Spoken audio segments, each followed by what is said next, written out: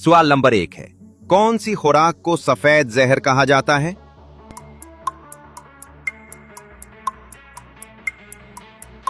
जवाब है चीनी को सफेद जहर कहा जाता है।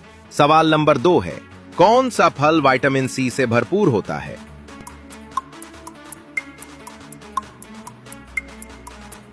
जवाब है संतरा, विटामिन सी से भरपूर होता है। सवाल नंबर 3 है, कौन सी सब्जी खून बढ़ाने में मदद देती है?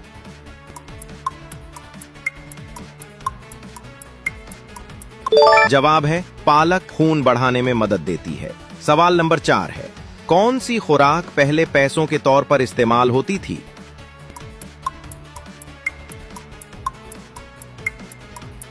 जवाब है नमक पैसों के तौर पर इस्तेमाल होती थी। सवाल नंबर 5 है, कौन सी ग़िज़ा हड्डियों को मजबूत बनाती है?